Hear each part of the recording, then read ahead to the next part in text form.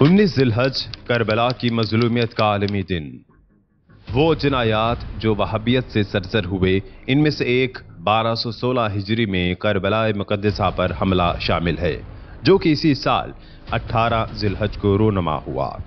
واقعہ عاشورہ کے بعد یہ دوسرا دردناک ترین واقعہ تھا جسے تاریخ لکھنے والوں نے عاشورہ ثانی کے نام سے یاد کیا۔ وہابی محمد ابن عبد الوہاب بن سلیمان نجدی کے پیروکار ہیں۔ وہ ابن قیم الجوزی کے شاگرد اور ابن تیمیہ کے مطابقت کرتے تھے، جنہوں نے نئے عقائد کی بنیاد جزیرہ عرب سے رکھی۔ محمد ابن عبد الوہاب کے والد نجدی علماء میں سے تھے، جو کہ لوگوں کو اپنے بیٹے کے فاسد عقائد سے خبردار کیا کرتے تھے۔ اسی طرح ان کے بھائی سلیمان ابن عبد الوہاب نے اپنے بھائی کے غلط عقائد کی مذمت میں کتاب بھی تحریر کی تھی۔ محمد ابن عبد الوہاب نے فقہ حنبلی پڑھنے کے بعد بصرہ اور شام کی طرف روانہ ہوئے اور وہاں انہوں نے ابن قیم اور ابن تیمیہ کی کتابیں پڑھنا شروع کی۔ محمد ابن عبد الوہاب کو تکفیری عقائد رکھنے کی وجہ سے اپنے شہر سے نکالا گیا، لہٰذا اس نے درعیہ، جو کہ ایک نجد کے قریب علاقہ ہے، وہاں کی طرف سفر اختیار کیا۔ درعیہ کے امیر محمد ابن سعود اسے پسند کرتے تھے اور ان کی باتوں کو اپنی حکومت کے لیے مصلحت سمجھتے تھے، لہٰذا انہوں نے ان فاسد عقائد کی نشر و اشاعت کرنے کی کوشش شروع کی۔ شیخ محمد ابن عبد الوہاب نے کچھ افراد کو ہمراہ لے کر نجد کے خلاف جہاد کا حکم دیا اور اس پر قبضہ کر لیا۔ محمد ابن سعود 1179 ہجری میں وفات پائے اور ان کے بیٹے سعود ابن عبدالعزیز جانشین بنے۔ محمد ابن عبد الوہاب بھی 1206 ہجری میں وفات پا گئے۔ وہابیوں نے عبدالعزیز ابن محمد کے حکم پر ان کے بیٹے سعود ابن عبدالعزیز کی فرما روائی میں نجد اور ریاض پر 1187 ہجری میں قبضہ کر لیا۔ اس ماجرے کے بعد ہی ریاض آل سعود کا دارالخلافہ بنا اور ریاض پر قبضہ کرنے کے بعد ہی وہابیوں نے عراق اور مقدس مقامات پر حملے شروع کیے۔ ان حملوں کا سلسلہ 10 سال تک جاری رہا۔ سید محسن امین نے سید محمد مجاہد کی حالات زندگی میں لکھا ہے، چونکہ کربلا میں ہمیشہ وہابیوں کا ہجوم رہتا تھا تو انہوں نے کربلا کو چھوڑ کر کاظمین میں سکونت اختیار کی تھی۔ اس سے واضح ہوتا ہے کہ کربلا میں اس وقت وہابیوں کا آنا جانا رہتا تھا۔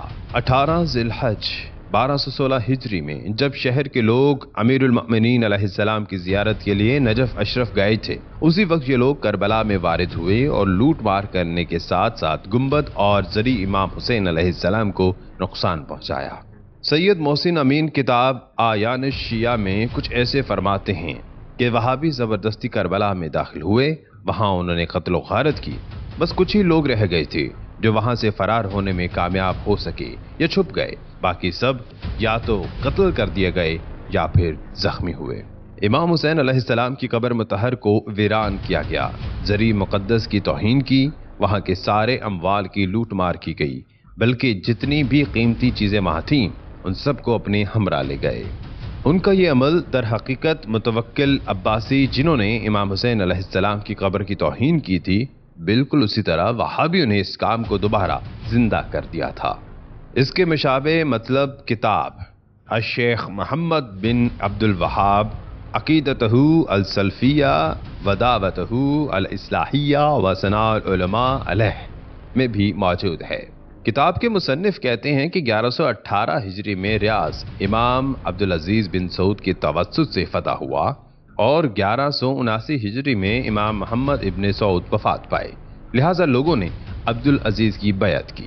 1215 ہجری میں سعود بن عبدالعزیز نے اپنے والد کے حکم پر کربلا عراق پر حملہ کیا اور کربلا میں رہنے والے لوگوں کو بہت سارے نقصانات پہنچائے۔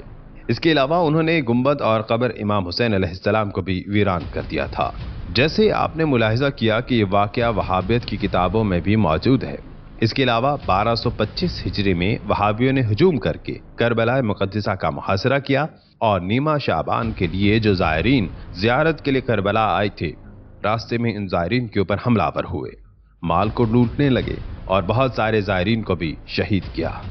عثمان بن بشر، جو کہ وہابی مورخین میں سے ہیں، کربلا پر حملے کے بارے میں کچھ ایسے تحریر کرتے ہیں کہ قبر کے اوپر جو گنبد یعنی قبر امام حسین علیہ السلام پر تھی، اس کو مسمار کیا گیا، قبر کے اوپر ایک صندوق جس میں زمرد، یاقوت اور دیگر جواہرات مزین تھے اسے لوٹ لیا گیا۔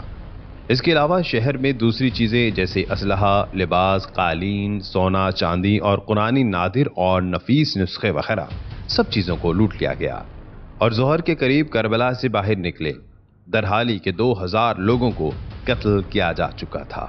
تقریباً سب تاریخی کتابوں میں کربلا کی قتل و غارت کو 1216 ہجری میں ہی ذکر کر چکے ہیں۔